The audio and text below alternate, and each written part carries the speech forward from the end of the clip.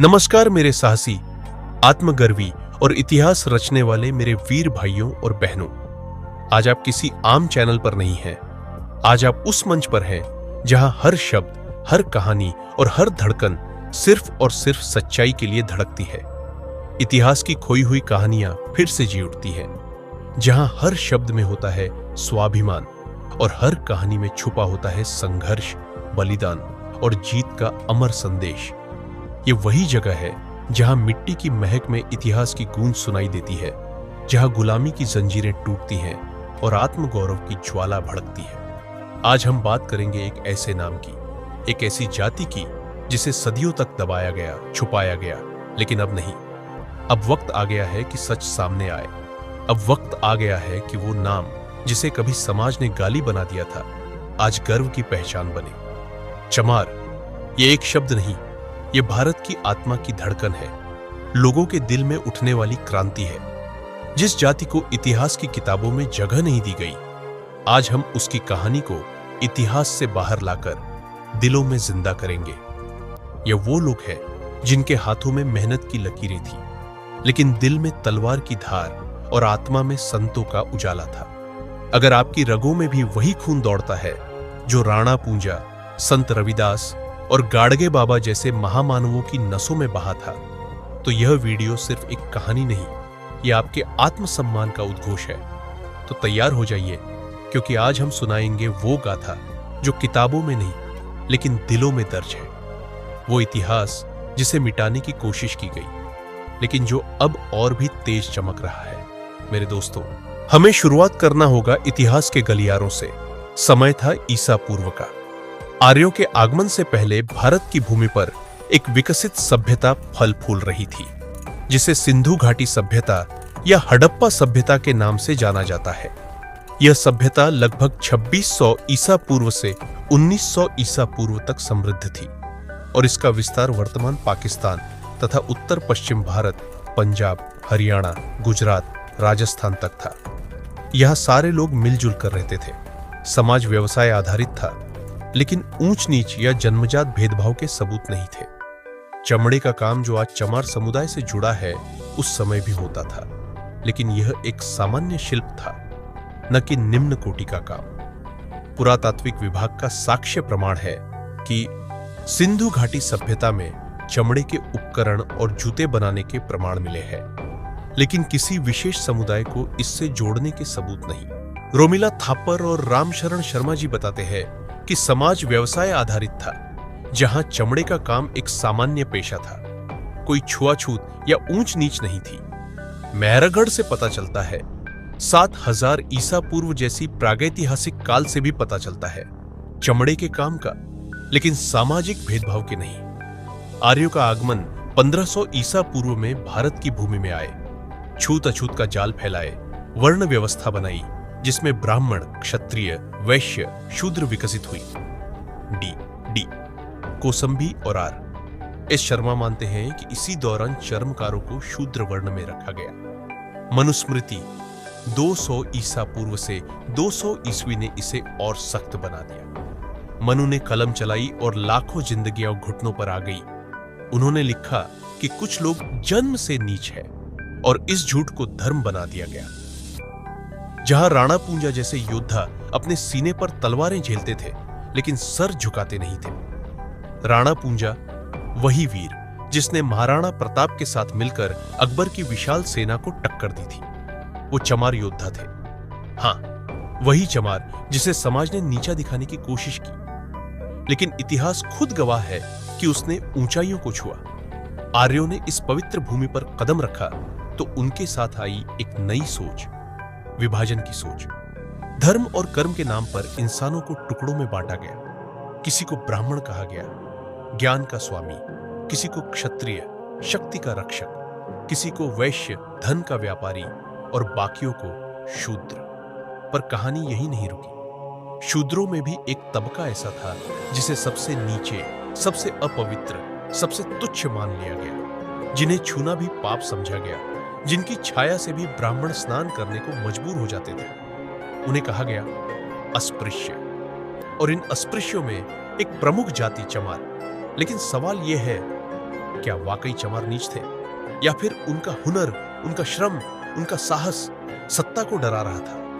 गांव के हर कोने में, घर के हर आंगन में, खेतों से लेकर जंगल तक अगर कोई था जो सच्चा मेहनतकश था तो वो चमार था।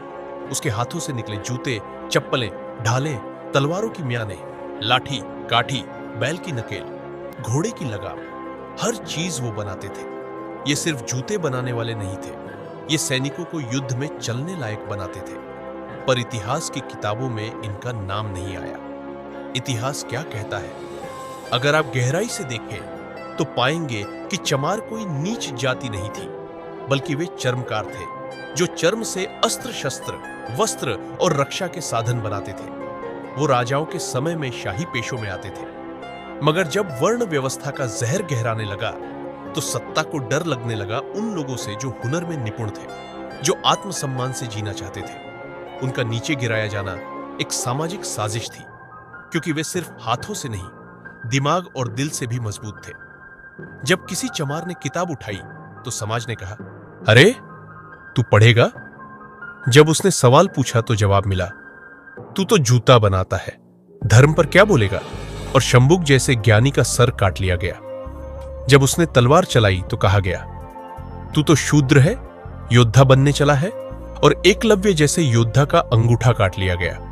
और जब उसने आत्मसम्मान मांगा तो दोस्तों कहा गया, तू अपने औकात में रहना सीख। लेकिन दोस्तों, किस्मत कब तक रोक सकती थी?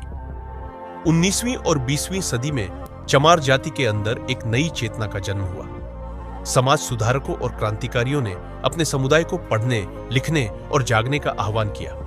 इसी चेतना से जन्म हुआ संत गाडगे बाबा का, गुरु घासीदास का, और फिर बाबा साहब भीमराव अंबेडकर जैसे महापुरुषों ने इस चेतना को संविधान में दर्ज कर दिया। चिंगारी उठी जो एक दिन भीम बनकर जली। उनके पूर्वज चमार थे, लेकिन उन्होंने संविधान लिखा।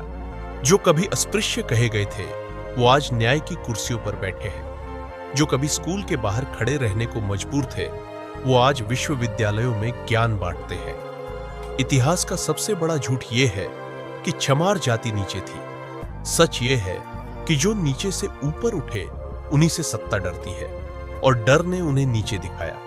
पर आज की हवा बदल रही है। अब सवाल है, क्या आप उस खोए हुए गौरव को पहचानेंगे? क्या आप उस इतिहास को फिर से लिखेंगे जो कभी जुल्म से मिटा दिया गया था? चमार शब्द अब अपमान नहीं, अब ये लड़ाई है पहचान की। अब ये नाम है संघर्ष का, स्वाभिमान का और नए भारत के निर्माण का। डॉक्टर अंबेडकर ने न सिर्फ चमार जाति बल्कि हर शोषित वर्ग को आवाज दी। उन्होंने कहा, मैं उस धर्म को मानता हूं जो स्वतंत्रता, समानता और भाईचारा सिखाता है। और फिर आया वह द्वार जब चमार जाति ने सत्ता के शिखर तक का सफर तय किया। मायावती जैसी नेता मुख्यमंत्री बनी और इतिहास रचा। चमार रेजिमेंट ने अंग्रेजों के खिलाफ और द्वितीय विश्व युद्ध लड़ाई में हिस्सा लिया। डॉक्टर BR गवई, राज्यपाल रघुजी महाराज, कवि और लेखक धनीराम, इन सभी ने अपने क्षेत्र में ऐसी मिसाल पेश की जो आने वाली पीढ़ियों के लिए प्रेरणा के स्रोत बने। आज का दौर क्या कहता है? आज भी चमार जाति के युवा प्रशासनिक सेवाओं, राजनीति, शिक्षा, विज्ञान और कला के हर क्षेत्र में अपने झंडे गाड़ रहे हैं। IAS अफसर, डॉक्टर, वकील, प्रोफेसर, क्रिकेटर, कलाकार, सोशल मीडिया पर क्रिएटर, हर जगह चमार जाति के प्रतिभाशाली लोग अपने हुनर से देश को रोशन कर रहे हैं। तो सवाल ये नहीं है कि चमार कौन है, सवाल यह है कि क्या भारत उन्हें पहचान पा रहा है? क्या भारत उनके योगदान को वह सम्मान दे रहा है जो सदियों से भारत का सर गर्व से ऊंचा करता आ रहा है? अब वक्त है कि हम इतिहास के उन पन्नों को पलटें जिन्हें मोड़ा गया था। अब वक्त है कि हम उस नाम चमार को गर्व से पुकारें, क्योंकि ये नाम सिर्फ एक पहचान नहीं, एक संघर्ष, एक इतिहास और एक महान विरासत की कहानी है। साथियों, वीडियो के अंत में मैं आपसे बस इतना कहना चाहता हूं, अगर आप भी इस कहानी से जुड़े हैं, अगर आप भी उस समाज का हिस्सा है, आपके रगों में भी वही खून है जो सदियों से लड़ता आया है लेकिन रुका नहीं, तो इस वीडियो को सिर्फ मत देखिए, इसे फैलाइए। चमार होना पाप नहीं, पर चुप रहना अब गुनाह है। बोलो, लिखो, लड़ो और इस वीडियो को हथियार बनाओ। अपने बच्चों को, दोस्तों को, हर उस व्यक्ति को बताइए जिसे अपने गौरवशाली अतीत से प्रेरणा लेनी चाहिए, क्योंकि जब तक हम खुद अपनी कहानी नहीं सुनाएंगे, दुनिया हमें सिर्फ वही सुनाएगी जो उसने तय कर रखा है। मिलते हैं किसी और वीडियो में किसी और टॉपिक पर। तब तक के लिए जय भीम, नमो बुद्धाय।